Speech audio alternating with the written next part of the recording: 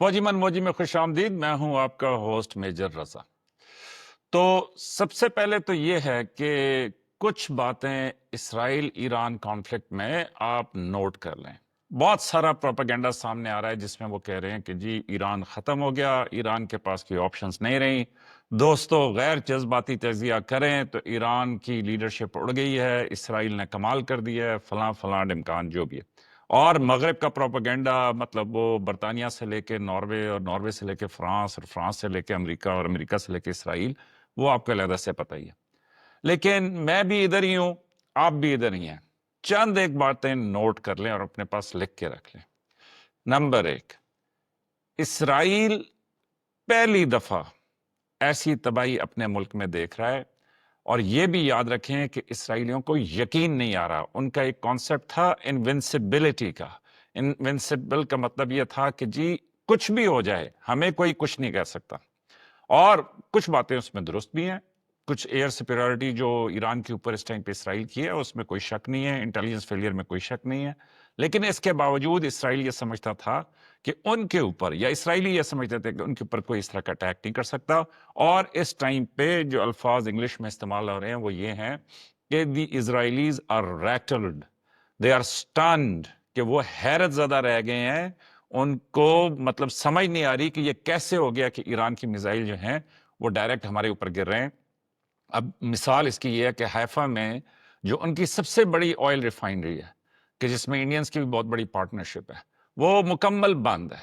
اور اسی طریقے سے ان کے جو ایئرپورٹس ہیں وہ جون جولائی اگست تک بند ہیں. اسی طریقے سے ان کی جو ملٹری انڈسٹریل کمپلیکس ہے اس کو ایران ایک ایک کر کے اڑا رہا ہے. اور اس میں بھی دوسری بات یاد رکھیں کہ جو ایران میزائل فائر کرتا ہے وہ سیدھا اسرائیل کے اوپر نہیں پہنچ جاتا، اس کو بہت ساری اور مشکلات سے گزرنا پڑتا ہے. ایک تو اسرائیل کے وہ آئرن ڈوم ہے، ڈیوڈ سلنگ ہے، پیٹریٹ ہے، تھارڈ ہے، اینٹی ایئر ڈیفنس سسٹم اسرائیل کا اپنا ہے نا جی.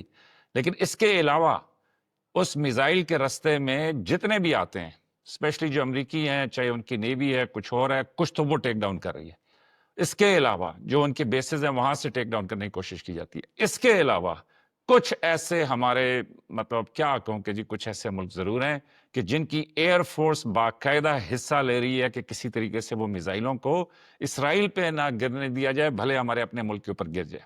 تو اس لیے ایران کے میزائل کافی ساری مشکلات طے کر کے تو وہاں پہ پہنچتے ہیں.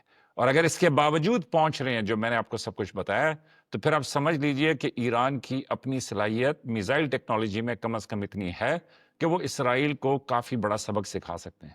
اور یہ بھی یاد رکھیے گا کہ اسرائیل کی آبادی ایران سے بہت کم ہے، اسرائیل کا سائز بھی ایران سے بہت کم ہے. تو لینڈ کی تو کوئی صورتحال ہی نہیں پیدا ہوتی کہ اس میں اسرائیل اور ایران کا کوئی مقابلہ ہوگا. ہاں، وہ جس کو کہتے ہیں نا کہ جی ایک شاک اینڈ آ کی کیفیت میں کہ جس طرح اسرائیل نے حملہ کیا، اس نے ان کی سینئر لیڈرشپ کو اڑا دیا، اس میں وہ سارا کچھ مطلب جو بھی تباہی آئی، اس کے بعد ان کو تھا کہ شاید وہاں کے وہاں. تو ایک پتے کی بات آپ کو بتا دوں، جب تک دو چیزیں نہیں ہوتی میرا نہیں خیال کہ اسرائیل یا امریکہ مل کے بھی یا پورا مغرب مل کے بھی ایران کو کسی طریقے سے زیر کر سکتے ہیں. تو ان میں پہلی بات میری نظر میں یہ ہے کہ جب تک ایران کے اندر کوئی ایسی صورتحال پیدا نہیں ہوتی کہ وہاں کے اپنے لوگ جو ہیں وہ مطلب ظاہر ہے وہاں پہ ایک ڈیوائڈ تو ہے کہ اس میں جس طرح وہ جو ان کے لبرلز ہیں جو شاہ کے دور کو یاد کرتے ہیں کہ جی ایک وہ ہے، اور ایک طبقہ ہے کہ جو مذہبی ہے، کہ جو ریلیجیس فالوئنگ کرتا ہے، خامنہ ای صاحب کا گروپ جو کہلاتا ہے. تو یہ تو وہ ہے. لیکن میرے خیال میں جتنا میں نے ابھی تک پڑھا ہے اس کے مطابق ایران میں ایرانیت بہت زیادہ ہے. تو ایرانی خود سے تو اپنے ملاؤں کو ہٹائیں، مطلب اپنے نظام کو بدلیں، وہ تو اس پہ تو وہ راضی ہیں. لیکن ایرانی کسی صورت نہیں لگتا کہ وہ اس طرح کے حملے سے یا بیرونی یہ ساری سازشوں سے یا اس طرح ایران کی تباہی نکل رہی ہو، ایران کے اوپر جو ہے روزانہ میزائل برسائے جا رہے ہوں اور ایرانی جو ہیں ایسے میں اپنے لوگوں سے غداری کریں. تو ایسا ممکن نظر نہیں آتا. تو پہلی آپشن تو مشکل ہے، اور پہلی آپشن نے اگر ہونا ہوتا تو وہ اب تک ہو چکی ہوتی. لیکن میرا خیال میں کہ ایران کا پورا سسٹم قائم دائم ہے، اور ایسے میں یہ ممکن نظر نہیں آ رہا کہ وہاں کی انٹرنل اپرائزنگ ہوگی، بھلے اس میں امریکہ بھی شامل ہو جائے. دوسرا کہ جو بہت خطرناک آپشن ہے اور جو باقی تو کوئی دنیا میں نہیں استعمال کرے گا، لیکن یہ جو اسرائیل کی موجودہ حکومت اور جس طرح کی یہ لوگ بیٹھے ہوئے ہیں اور جس طرح جس کو وار مانگرس کہتے ہیں، ان سے یہ بعید نہیں ہے۔ اور وہ یہ کہ بھلے وہ اس کی توجہ یہ بنائیں کہ جی وہ ٹیکٹیکل لیول کا تھا، وہ چھوٹا تھا، بڑا تھا، یہ تھا، وہ تھا، لیکن ایک جو بہت خطرناک صورتحال ہو سکتی ہے وہ یہ کہ اسرائیل اپنی ضد میں کوئی نیوکلیئر اٹیک نہ کر دے ایران کے اوپر۔ آلریڈی انہوں نے جو ان کی نیوکلیئر سائٹ کے اوپر اٹیک کیا ہے، چاہے وہ دیکھیں وہ ایک ریسرچ فیسلٹی تھی، چاہے جو مرضی تھی، لیکن نیوکلیئر سائٹ کے اوپر آپ اٹیک نہیں کر سکتے۔ تو اسرائیل نے تو ویسے ہی دنیا میں کسی قانون کو فالو نہیں کرنا ہوتا، تو انہوں نے خیر اس کی تو وائلیشن کی، اس میں شکر ہے خدا کا کہ کوئی ایسی گڑبڑ نہیں ہوئی۔ لیکن میں یہ کہہ رہا ہوں کہ یہ جو دوسری آپشن ہے، یہ ایسی خطرناک آپشن ہے کہ اس کے اوپر کوئی معلوم نہیں کہ جی جس طرح وہ جاپان نے بھی ایک ٹائم پہ سرنڈر کر دیا تھا، تو کوئی معلوم نہیں کہ اس کے اوپر کیسی تباہی آئے اور پھر کیا ماحول بنے کہ جس کے اوپر جو ہے بالآخر ایرانی جو ہیں وہ مجبور ہو جائیں۔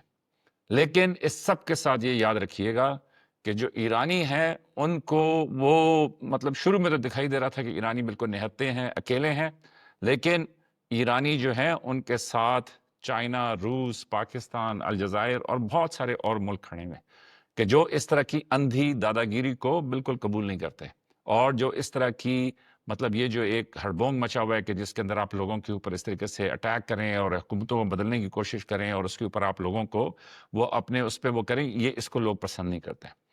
تو بہرحال ایک اور بڑی خوشی کی بات ہے وہ یہ کہ جی ایران کی پارلیمنٹ میں جب ان کے صدر تقریر کر رہے تھے تو وہاں پہ نعرے لگے، اور کل مہر ایوان صاحب نے بھی کامنٹ اس کے اوپر کیا تھا، اور وہ نعرے لگے تشکر پاکستان۔ تو پاکستان ایران کا بھائی ہے، ایران اور پاکستان اکٹھے ہیں، ایک دوسرے کے ساتھ ان کے بارڈرز جڑتے ہیں، اور ہمیشہ ان کا برادرانہ تعلق جو ہے وہ اپنی جگہ پہ قائم رہے گا۔ لیکن یہ بالکل غلط خبریں ہیں کہ پاکستان کی نیوکلیئر یہ وہ اس طرح کی باتیں کسی صورت ایک تو یہ بہت کلوز ڈور کے فیصلے ہوتے ہیں، دوسرا یہ ہے کہ یہ جو فیک ہے، یہ بنیادی طور پہ یہ جو ہنود ہے ان کا کوئی علاج نہیں ہے ہمارے، تو بس وہ پھیلائے جا رہے ہیں، ورنہ ادروائز اس کے علاوہ ایسی کوئی بات نہیں۔ تو یہ تھا آج کا فوجی من موجی، میں نے کہا میں آپ کو اپڈیٹ دے دوں، اور میں اسی طرح کے شارٹ اپڈیٹس آپ کو دیتا رہوں گا۔ تو میری اپنی سمجھ کے مطابق ایران جو ہے وہ چاہتا تو نہیں ہے کہ یہ جنگ کو بڑھائے، ظاہر ہے ان کے مفاد میں نہیں ہے۔ تو اپنا خیال رکھیے گا۔ بہرحال بڑی تشویشناک صورتحال اس لحاظ سے ہے، آخری بات مجھے پھر یاد آ گئی، اور وہ یہ کہ یہ جنگ پھیل سکتی ہے۔ تو دعا کریں کہ یہ جنگ نہ پھیلے، اور اسپیشلی یہ جو اپنا ہرمز والی نیوکلیئر آپشن ایران کے پاس ہے، دعا کریں کہ جی اس کے اوپر نہ جانا پڑے، ورنہ وہاں پہ پھر معاملات، پھر آپ مجھے سب کو پتہ چلے گا کہ اس جنگ سے کتنا فرق پڑتا ہے دنیا کا۔ تو اپنا خیال رکھیے گا۔ یہ تھا آج کا فوجی من موجی، ملتے ہیں اگلی ایپیسوڈ میں۔